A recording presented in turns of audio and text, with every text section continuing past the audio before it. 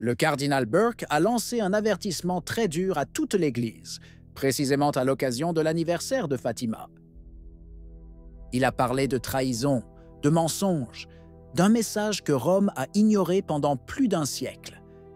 Et derrière ces mots se cache quelque chose d'encore plus grand, quelque chose que peu ont le courage d'exprimer à voix haute. Restez avec nous jusqu'au bout.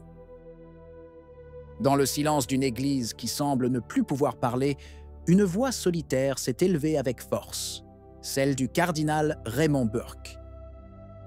Lors de la messe commémorant l'apparition du 13 juillet à Fatima, dans un sanctuaire à moitié vide mais rempli de présences invisibles, Burke a lancé un avertissement que personne au Vatican n'ose même murmurer. L'Église vit une apostasie pratique, un éloignement concret du Christ qui n'engendre que violence, mensonge et mort. Si vous appréciez notre service de sensibilisation et croyez aux valeurs de vérité et de transparence, achetez un super merci. Chaque contenu requiert engagement, étude et dévouement, et notre travail est entièrement autofinancé. Votre soutien nous aide à poursuivre cette mission. Merci infiniment. Ces paroles ont percé l'air comme un coup de tonnerre, accusant de nombreux hommes de l'Église de mener une vie qui contredit la vérité de la foi et de se soumettre à la culture du mensonge et de la confusion. Mais ce n'est qu'un début.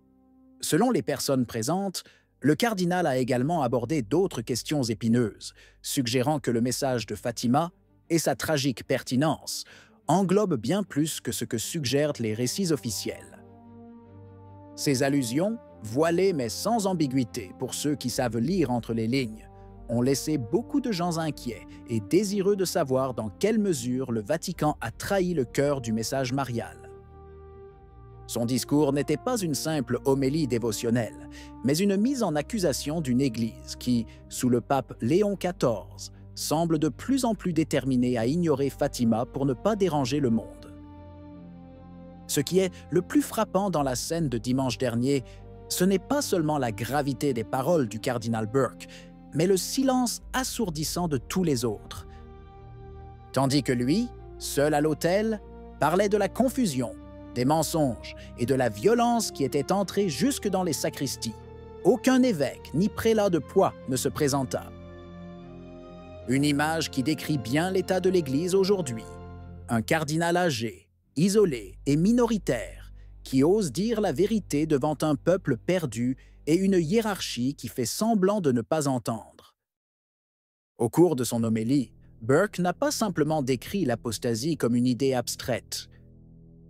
Il a pointé du doigt ceux dans l'Église qui, sans professer d'hérésies explicites, rejettent en pratique la vérité et l'amour qui jaillissent du cœur transpercé du Christ à travers le cœur immaculé de Marie. Des mots précis qui n'épargnent personne, les évêques, les prêtres, les religieux et même les laïcs, engagés, qui prêchent la tolérance mais vivent des vies contradictoires, immergés dans la logique de la culture contemporaine. Dans ce sanctuaire du New Jersey, Burke a rappelé aux personnes présentes, et peut-être surtout aux absents, que Fatima n'est pas un conte de fées pour femmes pieuses, mais un terrible avertissement pour l'Église et le monde.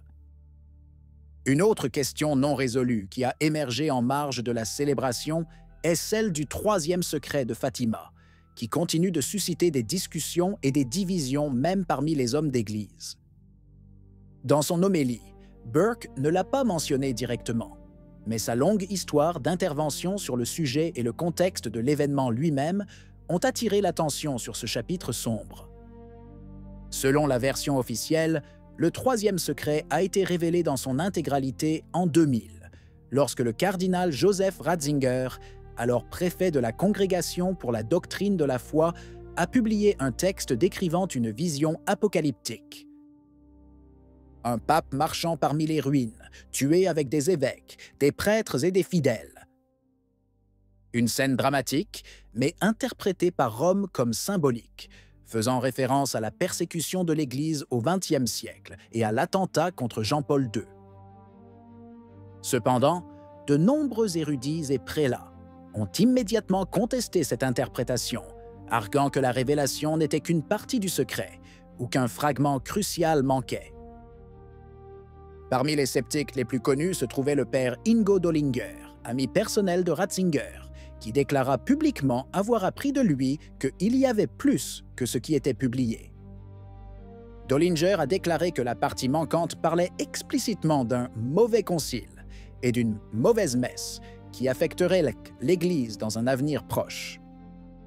Le Vatican avait alors réagi par un communiqué officiel démentant catégoriquement cette version, réaffirmant que le secret avait été révélé dans son intégralité. Mais le doute n'a jamais complètement disparu. La question reste ouverte. Plusieurs évêques et chercheurs continuent de soutenir que le troisième secret contient des mots précis sur la crise doctrinale et liturgique qui a submergé l'Église après le Concile, et que par crainte de scandale ou de division, il n'a jamais été rendu public dans son intégralité.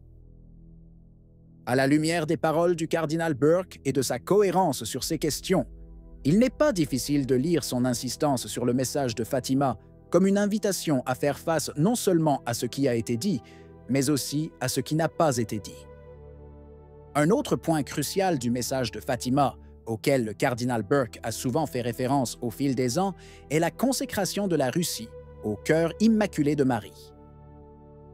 Notre-Dame a expressément demandé au pape, avec tous les évêques, de consacrer la Russie, en lui promettant sa conversion et un temps de paix.